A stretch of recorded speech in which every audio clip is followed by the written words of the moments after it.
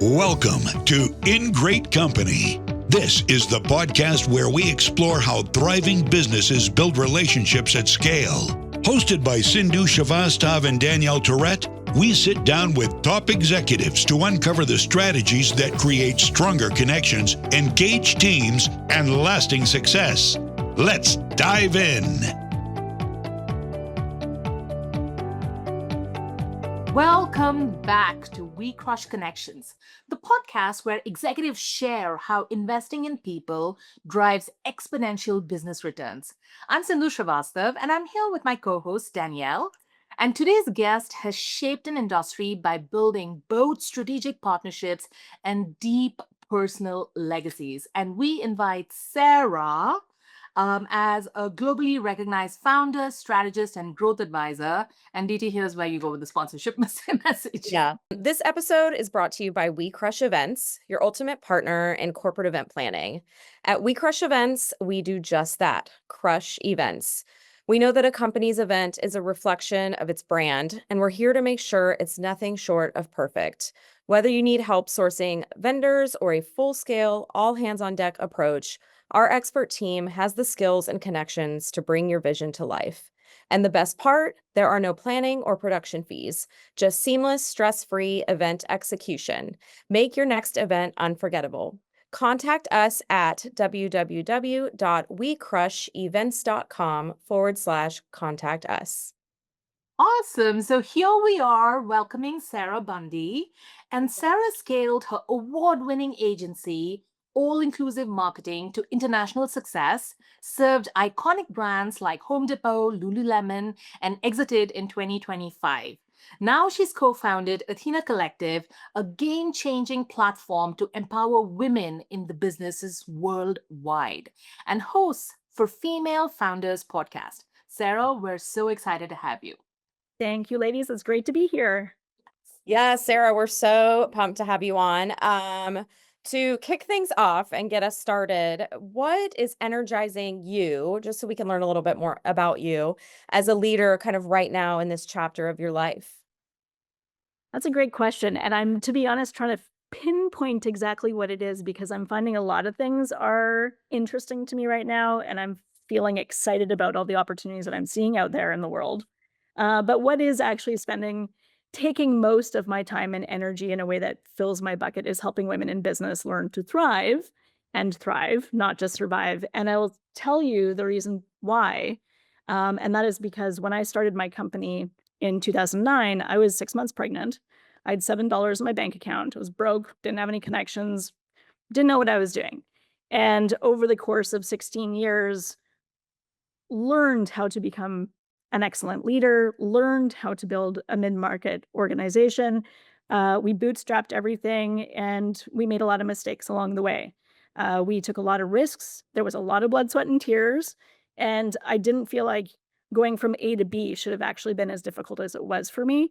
And I think a lot of that had to do with the fact that I started a company when I was pregnant and didn't have those connections, didn't have that funding, didn't have that network, simply because that's what moms and women sometimes have to deal with. So I wanted to create a company that fixed this problem. It should not have to be so hard to go from A to B for women in business. And maybe they're not entrepreneurs. Maybe they're not founders. Maybe instead they are, executives in big corporations. And maybe it's people who just want to work up the corporate ladder and hone in on their skills, hone in on their leadership, hone in on their ability to operate, hone in on their ability to get people really engaged and create these high performance teams.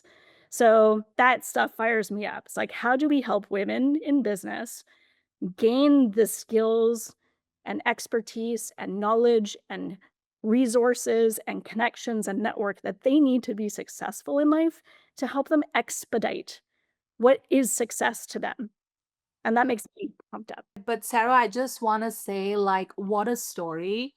Because I think, when you kind of have it all handed down to you, it's almost like you don't know what to have empathy for, right? I mean, it's almost like self-empathy because things were so hard for you. you're like, oh, I'm going to make damn sure it's not this hard for somebody else. Most importantly, in my case, my daughters, right? Yeah. And so I really, really love what you're doing, because it was like, it's hard for me, I've made it, and now I'm going to help a whole bunch of people to essentially go on this path. So speaking of which, your vulnerability in sharing that story. So I read this piece that you had, which was called The Last Day of My Last Child's Childhood, and was deeply moving, and was about your daughter Mhm. stepping into adolescence. And I would love for you to share how, many women think, or, many people think women can't be kick ass business leaders and really care for their family in a meaningful way. And you and I, in fact, like you, I, and Danielle all know that us living our full life is what fires up our kids, especially our daughters, to live full lives as well. So yes, tell me more about your piece, and tell me about just like what inspired you to share such a vulnerable moment. Thank you. I appreciate the question. You're actually the first person who's ever brought that up. And immediately I was like, don't cry, Sarah, don't cry. Thinking about when your baby kind of like grows up, it's the last day. And maybe I was overthinking it. Maybe it didn't Yes. have to be this milestone that I felt very emotional over. But honestly, it was. As moms, we love our kids. As dads, we love our kids too. But as moms, that's like literally and physically a piece of us that is now getting to a place where we have to start to let go. We have to start to realize that they are individuals. They've got their own identities. They are going to spread their wings and go away and go live into the world one day. So I actually took the time, and I've done this in business too, where sometimes you just got to stop and you got to reflect on where you're at in that moment. And you got to see what's in front of you and be like, holy cow, it is that time. Or holy smokes, it is that day. Or, oh my gosh, look at what we just accomplished together. Or, oh my gosh, look at what this person who is very meaningful to us just accomplished for themselves. Let's stop and celebrate that. So, living with that type of value, I had that moment where I was like, this is a really important day that I want to stop and acknowledge and process what it meant to start a company with babies in hand. My daughter Haley, who's now 13, she was my second baby. So when we started the company, when I was 6 months pregnant, that was with my son. And then 10 months later, my husband was able to quit his job. He came on as a full time business partner. The two of us were running our company together, just us. And then we had Haley. So now we both have a baby in arms, and we're both, on phone calls and taking care of clients and slamming keyboards and doing all the things. So they've been with us from the beginning. And a lot of what we've done in our company and in our organization and the way we lead and the way we work together for them, Yes. Yeah. And they learn by watching. So yeah. right? Yeah, I Awesome. love that. I love that story. I guess, Sarah, what did that experience teach you about leadership presence in, I guess, balancing kind of the intensity with the intentionality or the intention? Yeah, that's a really fascinating question. Intentionality and intention and balance, that's a I actually get kind of tripped up over the word balance because as a female entrepreneur and when I work with other women in business, they're like, what even is that? What is balance? Right? But I think if you have really strong values and you've got a really clear vision of where you're trying to go, you can create a structure that prioritizes the things that are most important to you. And you can work your calendar around the things that you need to put your energy into. And you can invest in people and systems and tools and organizations and experiences that help elevate the things that are a priority for you. But unless you actually define what is that priority for me? What are my values? Why am I doing this? You can't create that structure that actually creates the closest thing to balance that there can be. So I think if anyone's listening to this and they're like, how do I create this balance? How do you juggle these things that are all really important? Define it first. Know why you're doing what you're doing. And Yeah. then identify what fills your bucket, what makes you energized, like where is your love shining? And then how do you prioritize that? How do you get that into your plan and your vision and the things that you're working on day to day? Because if you veer off of that path, that's where people get burnt out and they feel empty and they lose themselves. So Yeah. finding it and then creating that into your structure, that's the way to go. Sarah, what you're saying is absolute Yeah. gold here. Because, yeah, seriously, what you're saying is there is values, and then you have to figure out what your values are, and then it's not mutually exclusive with creating business success, economic success. In fact, I would argue that it's almost like a catalyst. The values kind of catalyze, right? And speaking of which, like, can you, so you were in literally, you ran an affiliate marketing agency, right? It's like cutthroat competition, like it's all of the things. And yet you're speaking about values. People usually don't put affiliates and values together.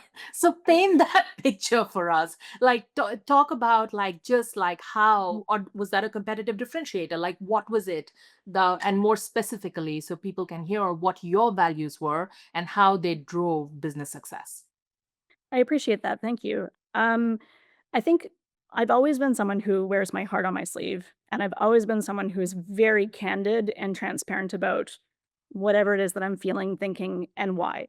Yeah. And I think by natural disposition, that made me stand out a little bit more. When we started our company, we were tiny, as you know, it was just my husband and I. Over time, we actually became one of Canada's top 100 fastest growing companies. I became a top 100 female entrepreneur in Canada, got listed in the top 40 under 40 in Vancouver. We won Company of the Year out of 400,000 small businesses in BC. You know, we're a mid-market exit. Like, this is a very big success story. We won Global Excellence Awards. We flew our team to London to accept these awards for setting the standard of excellence in affiliate program management worldwide, and beat out very large household brands in this pursuit of excellence and in this pursuit of ethical business growth. So, how did we get there? We had this moment where we sat down as a team and we actually discussed what are our values and what problem are we solving better, faster, and higher value than anybody else. And in that discussion, it gave us clarity around set the standard of excellence. It gave us clarity around companies are having a hard time reaching, engaging, and converting their desired buyers. So we understood that reach, engage, convert became sort of a focal point. But more importantly, and most importantly, it created our DIG philosophy, DIGG. And to us, that stood for to delight, to innovate, to grow, and to give back. So we encompassed all of our values and our vision into these mottos, which then we persistently would communicate to team and to clients. And every time we would go somewhere, that's what we represented. And every time we pitched something, that's what we led with. And because that was so prominent in our team culture, we wouldn't hire anybody, as an example, who did not align with DIG. If they did not want to delight people, if they could not innovate and they were not open to change, if they didn't come with new, fresh ideas and want to collaborate, if they weren't open to growth, with growth being client growth, team growth, company growth, industry growth, and they didn't want to give back, whether that was time, mentorship, helping people. We've had soup kitchen days, we've had clothing drive days. That's a big part of who we are. So we found the right people who were value aligned and who had this desire to have a commitment to excellence with us. And that's what helped us get to where we had ended up in the end. And that's what helped us differentiate to the point where we got acquired by a very large company. And Yeah. AIM, even though I'm exited, All Inclusive Marketing, the company I started, is still thriving in the space. That's awesome. I love it. I love Dig. I think that's so amazing. I love that this was a team discussion. The values were chosen together, not just like dictated from the top. I think that's really valuable. And you mentioned, you wear your heart on your sleeve, and you can tell just by what your values are and what they represent through Dig that I think empathy plays a role, not just as a personal trait, but as a leadership competency that is scaling, that helps scale across your organization. Can you elaborate a little bit more on how empathy played a role for you? Yeah, I think when you can lead with empathy, it's so much easier to connect with people because you're putting yourselves in their shoes and you're seeing things from their perspective. Why is that important? Well, goodness me, if you're serving a client and you can understand their pain points, that allows you to solve their pain points better, faster, and higher value than anybody else. When you're leading a team and you can lead with empathy and you understand what they're struggling with, why they're struggling, why they're happy, why they had a success moment and celebrate that together, Oh my gosh, can you imagine the kind of culture that creates? Can you imagine the type of traction that you gain by building better operations, better tools, better tech stacks, better conversations, better training programs that help elevate them? So leading with empathy is I wanna say it's like the secret to my success, but it definitely contributed to how powerful we became over time because we genuinely cared and led with empathy. So I am with you on that 100%. I encourage everybody to, come down, leave the ego at the door. You don't have to have all the answers. This should be collaborative. You hire smart people for a reason, right? Let them shine, do the things that you need to do, and then get out of the way and support them along the way. That's how you grow a really good company. Sarah, like what I'm hearing from you is I've certainly been this person and done these things, right? I've worked for companies where they kind of have their values on a plaque. And when you join the company, you're like, yeah, this company is all about these things. And then you quickly realize that the values on the plaque have nothing to do with reality, right? And it almost becomes socially acceptable to say, okay, ignore those and just kind of do whatever you need to do on a day-to-day basis to survive, whether it is playing the political game or squashing bits of yourself, knowing this feels icky. So, what I'm hearing from all of us is the same thing. Your values, especially as a leader, your values mean something. And again, if you find that they don't translate into the company culture, that's not an okay thing. Like, that's a signal that something needs to give, something needs to change. And would you agree with that? I would, and I'll say here's some specific examples. Yeah. To your point, affiliate marketing is extremely competitive and talent is very hard to find. Mm, We did not pay our team the most amount of money out there in this space because we were a small mom and pop shop and we could not. yeah. We paid them as best as we could. It was fair, but they got headhunted on a regular basis. And we lost almost nobody in 15 years Yeah. from because of price. So why did people stay? They found something in our organization that they could not find anywhere else, that money could not buy. And it is that sense of belonging, that sense of worthiness, and that sense of being valued, and that sense of being seen and respected and have opportunity for growth, personal growth, and all those things. And there are still people today at All Inclusive Marketing who've been there 15 years, they're not going anywhere. Like there's it has become a family. It has become this high performance team. And another example, just to give you why this culture is important and why it's important to really lead with this empathy and putting your understanding people, is when COVID hit, we lost 50% of our business overnight, gone, because half of our brands that we managed were travel brands. So we were big in the travel and hospitality sector, and the entire world shut down, and they all needed to pause their accounts. So what happened? We had a choice. We could either lay off a bunch of our team members, or we could all everybody take pay cuts for a little bit of time until we could figure out how to pivot and then not lose a single person. And we were very transparent. Here's the situation we're in, guys. What do you want to do? Every single person said, I'll take a pay cut so we don't lose anybody. Mm. Wow. I'm not sure that would happen everywhere. Yeah. So it Yeah. took 3 months. It took 3 months for us to pivot. We pivoted into B2B because we realized the B2B world shut down too, and they desperately needed leads and to continue their businesses.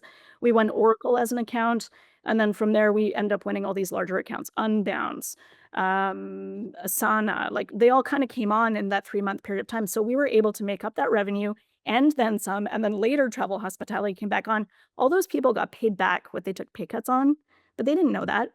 Like, we didn't know at the time if we'd be able to do that.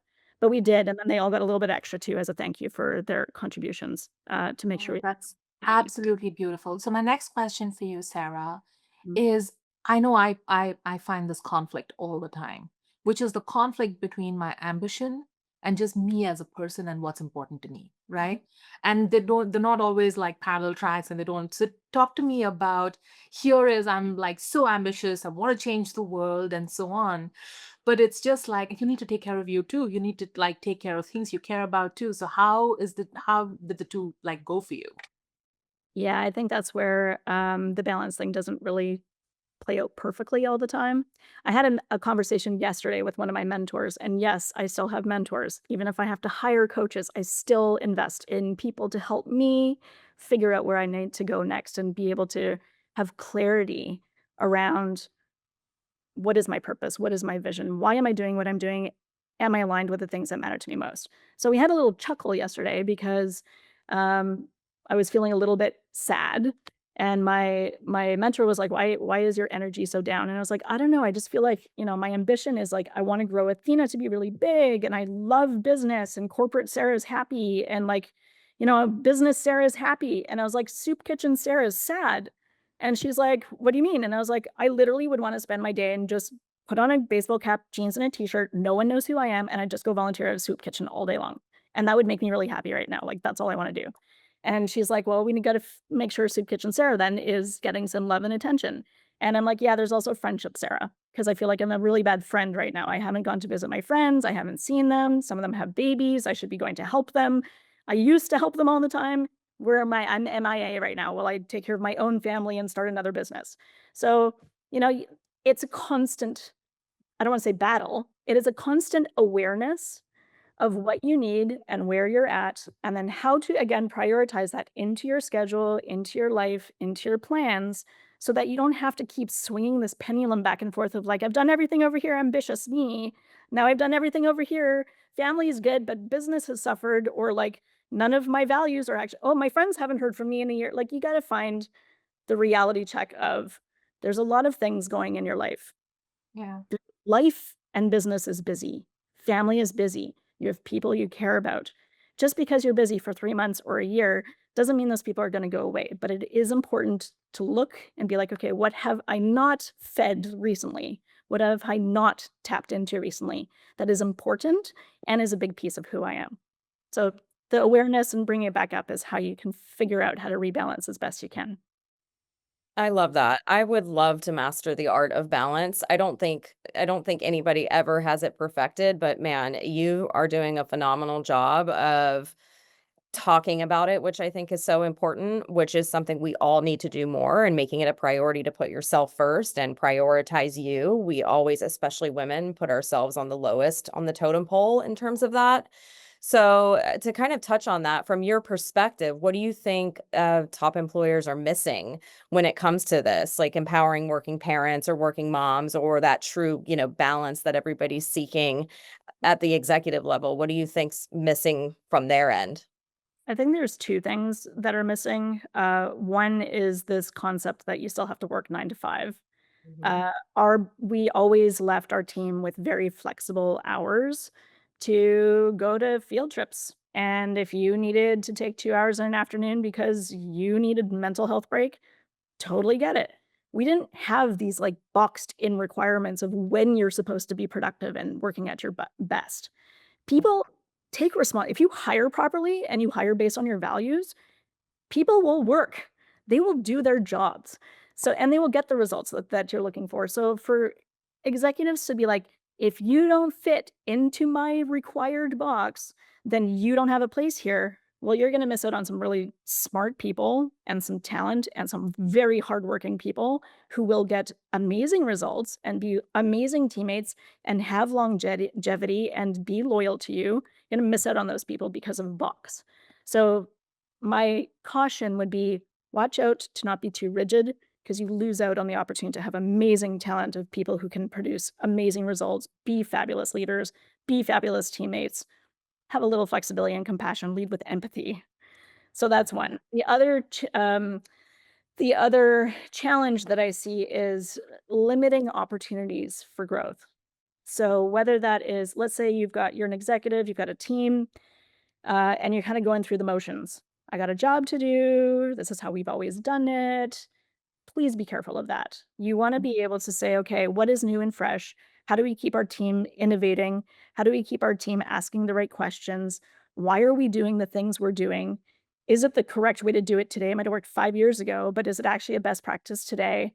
And so, kind of keeping yourself and your team on their toes by providing new perspectives, bring in speakers, offer training courses on stuff. have them join Athena Collective, my new company, so they can ask questions and join workshops on every topic you can imagine, from how to leverage AI to properly optimize your workflows and your particular department, to everything you've ever wanted to ask your butcher before you buy meat for your family. So, like, this is I think it's important that people understand, especially if they're working with women, which again, I don't you've got lots of listeners. I'm just going to speak to my experience. If you're working with women, there is no compartmentalization of this is work and this is home. We are we are who we are, and we're always intertwined in everything. So Yeah. forgetting one piece or a large piece of someone's life is actually missing a part of how they can be most productive at work. Yeah.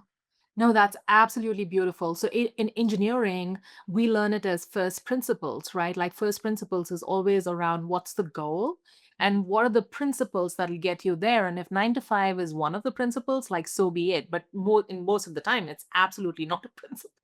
So it's almost like, why are you giving yourself boundary conditions that don't need to be, right? Yeah, like, as an example, my business partner, Michaela, she's brilliant. She had a job offer to work at the Pentagon when she was 21. The founder of LinkedIn has hired her to do stuff. She's built and sold multiple apps and tech products. She's brilliant. She does all her best work in the middle of the night. Like, she'll work through the night, and then she'll be tired during the day when I wanna work, and that's fine because she did amazing work all night long. Yeah, So I sure. come to work the next morning and, like, a bunch of stuff has been done. I'm like, "This is amazing. Thank you." Yeah, So the universe was speaking to me at 1 a.m. last night. So, Yeah, I know. Sindhu's the night owl and I'm the morning person. It's so funny, but I love that you're talking about just not putting everything in this box, how it has to be. It doesn't have yeah, to be. yeah, right. That's so interesting. So yeah. awesome. Sarah, you write a beautiful blog, and everyone who's listening, like, absolutely, you should go read Sarah's blog. And one of the things that really caught my eye was defining your legacy in moments and not metrics. I'm an analyst, right? So I'm an analyst who went to therapy, so now I can appreciate moments more than metrics. But I really like so I'm like really looking for opportunities to say, how are other people thinking about it? Tell me more. Tell me more about a moment where you were like, this moment was really important and I was focused on this metric and I was better off just staying in the moment. Yeah, I think the one that comes to mind was when we flew to London to accept the Global Excellence Award with the Performance Marketing Awards in 2018, because that award was about our team. Yeah. And our team was there to accept it. It wasn't me as the founder and CEO being like, "Thank you for this award. Look at all this amazing stuff my company does, and I am so good." That has no, the team did the work. The team was there to celebrate it. They got to go to the after party. They were in the photo booth having fun with all of their glasses and stuff. Like, you can have these moments where you see joy from other people, and it produced this amazing result that helped elevate the entire organization. I got as much pleasure watching them celebrate and be happy as much as I got pleasure knowing that we won this Global Excellence Award as an organization. So they can come hand in hand. So it's just a small example of really capturing a moment that also happens to have a nice result. Oh, that's awesome. That's fantastic. Mhm. Yeah, we're going to the Amalfi Coast. And Yes. it's for the exact same reason, right? Like our hearts are so full when we kind of see the team bonding. So Yay, that's good. Well, I would you guys are so much fun and you have such a good tag team and a complementary skill set. I'd love to come and spend time with your guys' team. That sounds like Oh, they're a good time. I can assure you of that. They're a lot of fun. Um, so I want to talk a little bit. You were talking earlier about how much your girls mean to you, and I want to ask, if your girls or any future leaders for that matter were to take one insight away, you obviously have tons of knowledge and tons of amazing information to share. What would be the one insight from your journey that you'd want people to take away? What would that be? Kind of a tough question, I know. You have to pick one, but what would that be? gosh. Okay, well, I'll clarify. I have a son and a daughter, but it's fun for us Oh, to you have say. a son and a daughter. Oh, I thought you had 2 daughters. Got it. Yeah, so my son's 15 and my daughter is 13. For me, I would say as difficult as it feels at the time, and as much as you doubt yourself or you feel guilt at the time, I think it's okay for your kids to see the struggle. I think it's good for them to know that life is hard and that mistakes are made and that sometimes you mess up and sometimes you're sad and sometimes you're mad and all these things. And you kind of come back at the end of it and you talk about it and you apologize when you need to and you say you're wrong when you need to. Partially because I watch what they're like now. Like as a 13 and 15-year-old, a lot of people come up to me and they're like, gosh, your kids are like the nicest kids I've met in a million years. Like, how did you do that? And I'm like, I don't really know. Like, I had good values and I was real and I was transparent and I was raw and honest with them. And we became a team. Yeah. So I think it's okay to not shelter your kids from what they're probably going to have to face in their life, which is challenges and road bumps and hiccups and mistakes. And so whether is if the question and the advice is, what do you tell your if you're a person, a professional working person, or you're running a business and you have kids, what's the piece of advice? It's okay to not be okay sometimes, but when you overcome those things or as you overcome those things, talk about it, understand each other, lead with empathy, teach your kids empathy because now I watch what they're doing and it's really amazing. They're going to do some amazing things in their life too, and it's because of how we worked together for so many years. Yeah. As a mom, I can also attest to that because sometimes I'm like, I come from the Indian community where it is almost blasphemous to go against somebody, people who if you're an elder person, you're supposed to be perfect and make no mistakes and be the shining light and leading example. And I really had to stare hard at that and looking at the own elders in my life. And I'm like, they were broken in many ways and imperfectly imperfect. And yet they had to like live in denial pretty much all their lives. And I'm like, how is that okay? So when I became the elder person, I was like, I'm going to be me. Like, what me is not up for negotiation, right? This is me. I'm broken sometimes. I'm very put together sometimes, and I actually like see that many people also come and tell me what amazing kids I have, and it's just because I'm very real with them. I screw up a lot, and I'm like, sorry, I screwed up, and sometimes I don't appreciate things, and I let them know like this is how I'm thinking about it. And if I have something to learn, I'll learn, and if they have something to learn, they'll learn, and so very like open conversation. And it's almost like us, I feel like just the Indian legacy, and I'll speak from the Indian culture, like underestimates the intelligence of kids, right? Like it almost puts it into boxes. And anyway, so There's all right. something that we used in all-inclusive marketing called the experience transformer. Mm, It's just a system. It's literally a spreadsheet, and it's what worked and what didn't work. And actually, there's a third line. What would we do differently? What are we going to act on differently next time? That works for kids too. So if it's yeah. like, here was the situation, Yeah. that worked, that didn't work. What are we going to do differently next time? There you go. Experience transformer. There you go. Like I'm telling you, man, it's just like not kick-ass business women, it's kick-ass moms as well, There you because go. like it's just the two go together and lovely. Sarah, you wrote a recent blog on CMO decision making. And in your career, you must have worked with so many CMOs who again are in the stress of a performance-based environment. I have to generate this kind of ROI from my budget. Right. And yet, like many CMOs can do so much better by focusing on relationships, especially customer relationships and so on. So, can you talk about just like how, of all the CMOs that you've worked with, maybe paint a picture of how you saw CMOs gain when they actually invested in relationships? Oh my gosh, that's a great question. And actually, very relevant for my industry, which is affiliate marketing, because it is Yes. very relationship focused. Mm, I actually had this conversation yesterday with the CEO of a company called Awin Global, so yeah. awin.com. And the CEO of North America, he spends time as the CEO of this very big global organization having one-on-one conversations with people to understand pain points, understand what they can do better, and how they can service the needs of their customers and of the industry and of their partners. If you don't and for context, I literally texted him yesterday morning and I was like, "I have this weird brain dump, like, idea. Are you available sometime this week or next week so you can just, like, hear me out?" And he texted me back, he's like, "I'm free in 2 hours, let's chat." So, CEO of this big, giant global company hops on, we spend 45 minutes together, he listens to me, he gives me some ideas, I walk away with more clarity, with some and more like love for Awin, because I'm like, God, the CEO of this entire global organization just like dropped what he was doing to spend some time with me to help me out on something. He didn't even know what it was, but like knowing that he wanted to help me, that goes so far. You need to meet this guy. Like, you need to introduce us because we're doing like podcast guests and we're like, dude, like, who are you? Who are you? His name is Adam Weiss. I will introduce you. He's amazing. Awin is amazing. They care so much about relationships and they take the time to do this. So, from a CMO perspective, if a CEO of a big global company can do that and it gives them love and loyalty and a connection to that brand more than anybody else who's going through the motions and they're like putting up digital campaigns and they're putting like Google ads up.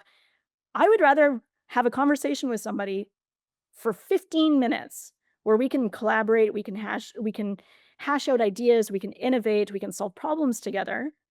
And I will forever be loyal to that and promote that over something I might have seen that there's no person behind. Everybody else is doing it. It feels empty. Probably an AI wrote it. Like, ugh, right? So I'm a person. I want to speak to people. I want to have relationships with people.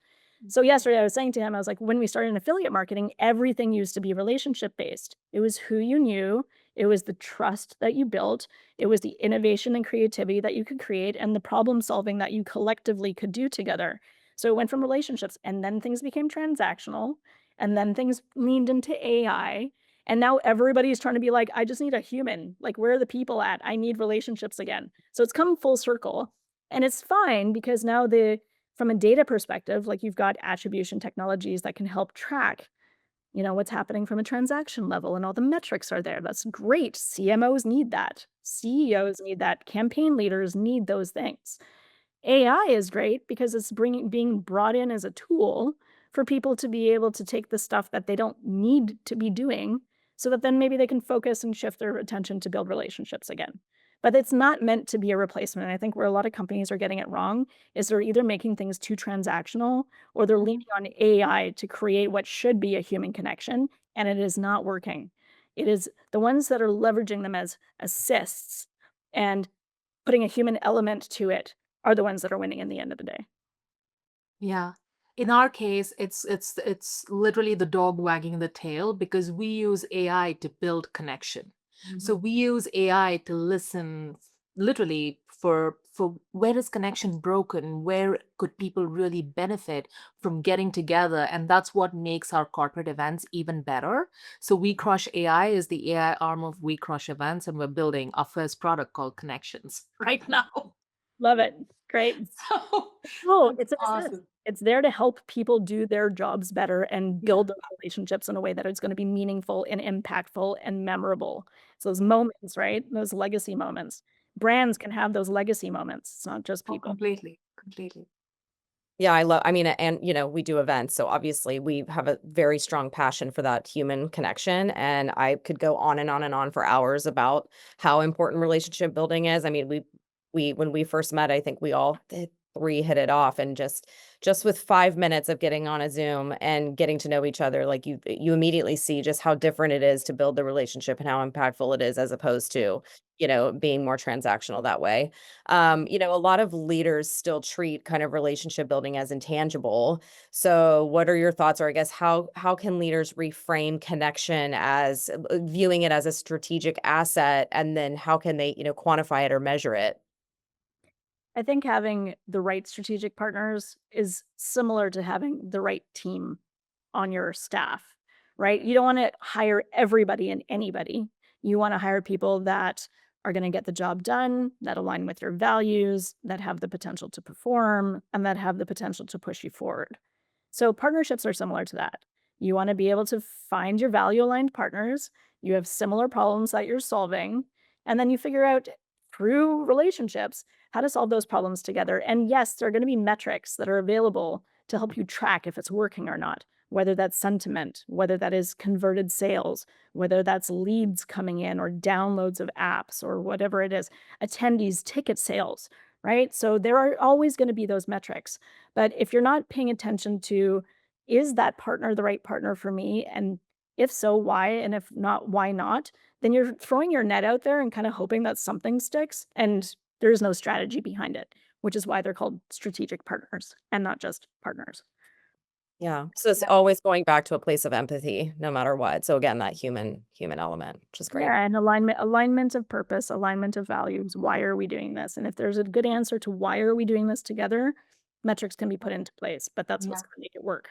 Yeah, the center of meditation is I am, and it's about figuring out like just internally who you are. And there's this theory that all our souls are connected, Mhm. and it's the same thing, like how you have empathy. Awesome. So, Sarah, I want you to think about a company that has tons and tons of customers or prospects, right? Here you are with this huge honking market that you need to go after. And now you need to strategize how to build relationships at scale with these customers, right? Mhm. So, if you were to advise a CEO, a CRO, a CMO on how they lean into building customer relationships, that's kind of peppered along the journey from the prospect to somebody who's aware, who's considering, who's trying, who's buying, who's then upselling and cross-selling. How would you pepper relationships into all of this? That's a great question. And the nut that a lot of companies are trying to crack, right? Yes. Yeah. So so if you think about the funnel, you got a sales funnel, you got awareness at the top, you got consideration in the middle, you've got conversion and close at the bottom, right? Yeah. And then there's a bunch of things that happen in each of those sort of sections of the funnel, different types of marketing, events, all those things. I think if it's okay, I'm going to totally use what I know, which is affiliate marketing, partnership marketing, okay? Yes. People buy based on two things. One, trust, Yeah. and two, emotions, Mm. right? So people will look to who do they trust and where do they feel good about it. Sometimes, they need the data, but that data needs to come from someone they trust or a company they trust. Sometimes it's just an influencer referral. It's like, hey, this is cool. I liked this. Here's a link if you guys want to try it out too. Yay, go us. Right? That doesn't have to be based on data. That's more of an emotional buy because somebody had a relationship with Yeah. another third party that they Yeah. trusted and had an emotional connection to, right? Yeah. So in partnership marketing or affiliate marketing, a CEO or a brand can set up a referral program or an affiliate program where they go work with these referral partners. They go work with these affiliates, these brand advocates that say, let me build a relationship with you. And you already have a relationship with 100,000 followers or a relationship with, 15 companies, but they all have $30,000 budgets and they convert at 80% of whatever you recommend, right? So it's not always about the size of those relationships, but the quality of the trust and the emotional connection to the companies that are actually saying, "Here's something really cool," or "Here's a new opportunity for you," or "Here's a solution to a problem." And that's how you can scale, reaching a lot of different customers through relationships. I love it. Like, so I want to dig one step further. How are you seeing companies? Are they like getting on Zoom calls? Are they doing huge launch parties or relationship building parties? How are they really building, like meeting these influencers, meeting people who might be influenced them? Like how is that connection happening? Yeah, it's a variety. So Yeah. sometimes it is phone calls. Sometimes it's cold outreach emails, which do not use an AI to write it. You can have an AI assist, but like it should come from a person. Sometimes Loom videos go a long way where I'm like, hey guys, DT, nice to see you, for example. I'm Sarah. It'd be nice if we could collaborate, something like that. So there is a human element you can add to cold outreach. Now that said, yes, events. And here's an example. We were managing a campaign for Kentucky Tours who wanted to have a partnership program with influencers and affiliates had large reach. So we could have done an email campaign and just been like, "Hey guys, promote these Kentucky trips that are coming out to Portugal." Instead, we actually contacted 18 of the best and largest reach influencers in this specific target demographic that we wanted to reach and have buy Kentucky tours, and we sent 18 of them to Portugal with our teams to actually go experience what that trip would have been like if somebody was actually gonna go on it. And the results were ridiculous. Corporate event, corporate event. Yes, I Yeah. know. I know. So It's just the imagery was amazing, there were videos, it ended up on YouTube and every social channel. It had over 4 million engagement, like, it was a huge campaign, which Yeah. only took 18 people. Yeah. And so this is about like, where are your people to get the Yeah. knowledge that you Yeah. need? Yeah. And how do you 18 people and, $5,000 a person, that's like whatever. I mean, it's like less than 100 grand and suddenly you're generating millions and millions and it's like why wouldn't you invest like such a little amount, right? exactly. So The ROI was very high. Exactly. You got it. that's awesome. That's fantastic. Awesome. Yeah, it's so funny that I was literally just gonna ask you a question about your kind of trust-based human model that you're utilizing, being that affiliate marketing is more transactional, but you already kind of answered that, which was really interesting. So I'm gonna kind of skip ahead to another question. Now that we're talking about spending money, I'm gonna ask, what's a high leverage investment you've made internally or externally that amplified those connections or delivered those strong returns? I know you've kind of touched on a couple, but maybe elaborate on one specific that brought those returns you were looking for. I think if we're talking operationally, the most important thing that you can invest in is a CRM, customer relationship management system, or in our case, a PRM, a partner relationship management system. If you're working out of your emails or spreadsheets, oi, my friend, make a change. Invest in the tech. You need something that's going to help you actually keep track of where people are in the sales funnel, what stage they're at in their buying. Are they repeat customers or not repeat customers? What's their lifetime value? Have they sent you referrals? There's a way to track stuff, but you can't do that out of a spreadsheet, especially at scale. So I think, yeah, CRMs can be a little pricey. We tried Salesforce at one time, which no offense to Salesforce, but at the time, the size we were, it was kind of like trying to kill a mosquito with a sledgehammer. Like too much, too big. Like it just didn't make sense. HubSpot's been great. HubSpot actually has a free version for up to 500 contacts, and they're just one of the easiest to use and one of the best in the industry. They've been around forever. But there's lots of good new stuff out there all the time. I'd also say invest in a project management system.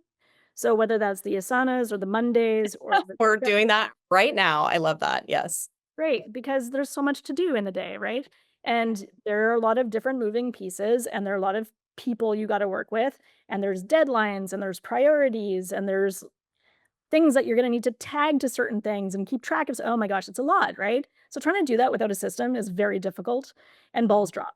So if you're going to have a company that can scale effectively and efficiently, you keep your team up to date, there's transparency, balls are not dropping, invest in a good project management system. I Love the completely agree. CRM part because everybody always asks me like, "What's your one tip when you start a business?" Like, what would you say? And I'm like, "Get a CRM." Yeah. That is my biggest regret and biggest even if you don't know anything yet, just go get a CRM. It's so, so important. So not the sexiest thing in the world to spend money on, but I 1,000. Yeah, and as the tech, whatever, as the techie in the room, I will say also use it well, which Yes. is it drives me nuts. The duplicates, the not recognizing new customers versus old customers, not recognizing leads that have converted to clients. Like I'm just like, yes, get a CRM, but also like it's like if you're getting a wrench, you need to know how to use a wrench. Yeah, So yeah. go And you use gotta commit to using the wrench, and, like, yeah, you're absolutely right, and I've seen that happen, unfortunately, where people implement a project management system or they implement a CRM. They set it up, they use it for, like, a month, and then everybody forgets and goes back to spreadsheets. That yeah, doesn't help, and now you've yeah, wasted a bunch of money, and now you still have to go back and clean it up and retrain people, so yeah, commit to it, use it properly. I'm with you 100%. Keep it yeah, clean. It's a nightmare yeah. when you clean it up, go back and clean it up, so just keep it clean. Do it right from the beginning. Oh, yeah, completely. Okay, so Sarah, my next question for you is this, which is what is one blind spot you've seen CMOs and CROs have when it comes to building stakeholder connections, whether it is partners, customers, or even shareholders and employees? Like, what are they not thinking about in terms of that stakeholder connection? That's a tough one because I'd say that the biggest challenge, I don't know if it's a blind spot, but the biggest Mhm. challenge is that they are not scalable. So, Mm, as in, you only have so much time in the day, right? And yes. hit a glass ceiling. Yeah. So, where I see there being an issue is when they either don't invest in team or Mm, they invest in team, but they don't properly train them. mm, And this is the same for CEOs or anybody in the C suite. You cannot be in the weeds all of the time. You yeah. cannot scale if you are the bottleneck. Yeah. So you're gonna need to figure out how to get you out of the way, or you Yeah. take the most important stakeholder relationships Yeah. and train your team to be able to level up, not dictate down. So how do Yeah. you level everybody up so that you can scale further, and then you can replicate that and replicate that and replicate that, and that's how you help scale and grow. Of Can I tell you something? course. So our Q1 goal as a leadership team at We Crush Events was to get Sindhu out of the business. They Mm. were like, Sindhu, sorry, you need to go build We Crush AI. We can't have you poking your fingers into We Crush Events because it's a big waste of your time. So literally Danielle and Veronica, who's our chief events officer, and Dion, who's our chief of staff, are just like, if I got hit by a bus tomorrow, I know We Crush is just fine because these three ladies will take it to where it needs to go. And it's amazing. And it's exactly what you're saying, because again, and yeah, I'm sure, and Vern right now has regional managers who are her right hands, right? So it's about literally hiring great people. So yes, true. Yes. And the mistake, and maybe the blind spot that I will add to that, is yes, hire good people, and yes, train good people, and then let them go do their job. The blind spot is letting them leave and then not circling back with them. Because those guys can spiral. They can Mm. get off track, they can get lost, they can feel alone, and if the CTO, the CRO, the CMO, the CEO is not coming back to their people to say, "What's working, what's not working, how are you? Yeah. You had any challenges I can help you with right now? Yeah. What's Yeah. work," like, doing like an almost like a level check with them. "Where are you Oh at?" yeah. Give Yeah. That's the Yeah. blind spot, because they're I gonna lose their people or performance will diminish. I completely agree. So I actually get a weekly CMO report that is a piece of art. Like Mm. literally it's a piece of art because the team like puts their heart into it, and I literally read it every Monday night. That's my bedtime reading, and it's amazing. I go into all the deals, I see what's going on, and even though I'm not like working as many hours in the business, I know intimately what's going on, right down to who are the amazing clients and who are clients who might need a little bit more help, and like all of the things. So I I completely. think that that's so good to hear, and the other thing I would add to that Yeah. is it's important to not lose that human connection with your high performers, Mhm. even if they're a few levels kind of Yeah. separated. Yes. I spent 5 years, even after I had, sold AIM, we were going through transition, I did not need to be in the weeds anymore at all. I did not touch client stuff anymore. We had team to do that. Every single month, I would still have a phone call with all of my top performing Oh yeah. directors, supervisors, C-suite, whatever, Yeah. because they're important, and I Oh yeah. want them to know that Yeah. I am here to support them. It's not like, "I'm watching you, so, like, perform." This is like, "Hey, I'm here because I wanna make sure you're okay. How's things You going?" hit the nail on the head, Sarah, because I mean, how is it that both of us are so alike? Like, I have monthly one-on-ones with everyone, Yeah, and I know, literally, same we're not. side. Doing a lot of the same things. Yeah, Yeah. we're not talking about how's your work going. We're literally talking about, do you like the neighborhood you're living in? Like, are you excited about where your kids are headed next? Or are you like literally, I want to know them as people, right? Like, how is your day to day? What do you enjoy? What don't you enjoy? What do you wish was better? Because if there's anything I can do to make your life better, I almost immediately know that your performance will improve. Right? So, Yeah, and you're gonna take great care of our clients and our customers, and yeah, you're gonna wanna work there. When yeah. the founder and CEO or any of the C-suite or senior managers show they genuinely care about the person, why would you go somewhere where people don't care about you? So it's an important investment of time into your team. That's lovely. That's fantastic. Yeah.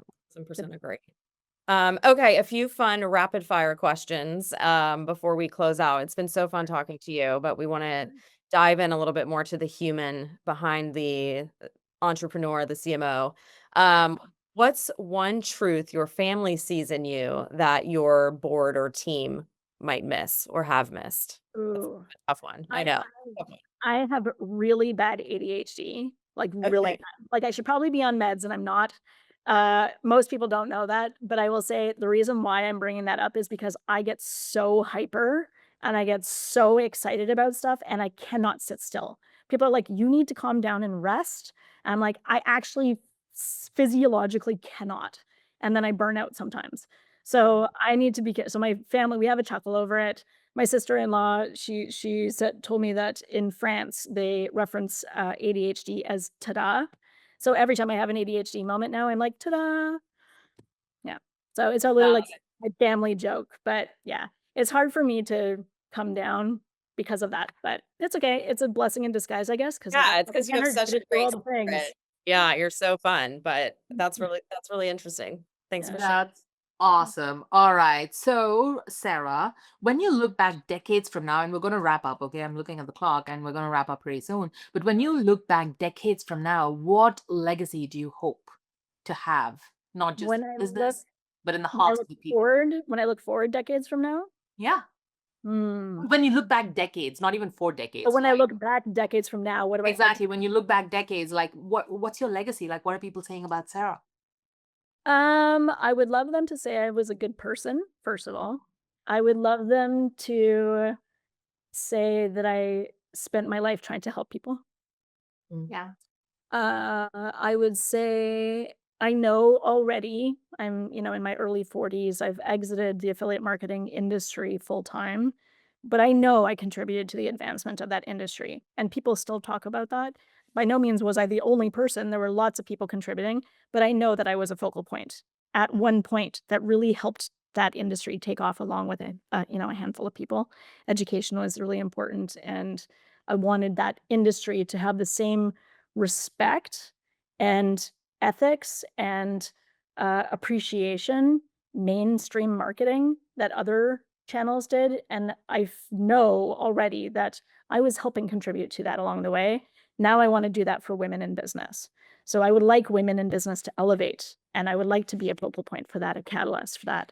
So when people look back, and there's indigenous communities that I want to help, and there's youth that I want to help. So when I look back and I look at this legacy, two things. I want people to know I was a good person. I tried to help as many people as I could before I died.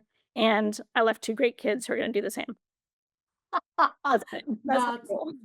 awesome. That's awesome. DT, any last words before I wrap up? I was just going to say this has been such a great conversation about how you're, coming from a place of empathy, creating real human connection, and how giving us actual tools on how to do that. But yeah, it was super fun. I love your spirit. I love your energy. Never settle down. I say, just keep being like that. It's fun. Oh my God, the world literally needs more. Can I just say more of us? Because literally, like, I think all of us, at least in my case, I've not always been this way. But then now I know connection isn't just a value, right? Like, you're not connecting with other people because, oh, it's a good thing to do. It is a powerful business strategy. I mean, there is huge returns that literally it's a both and why wouldn't you do a both and? That's exponential for your business, and that is literally a human thing to do. So You got yes, thank you, Sarah. Thank you for this powerful conversation. We're so grateful to share this right. time with you. Thank you for having me. Thanks for tuning in to In Great Company. Subscribe, leave a review, and share with someone who values strong business relationships. Until next time, stay connected and keep thriving.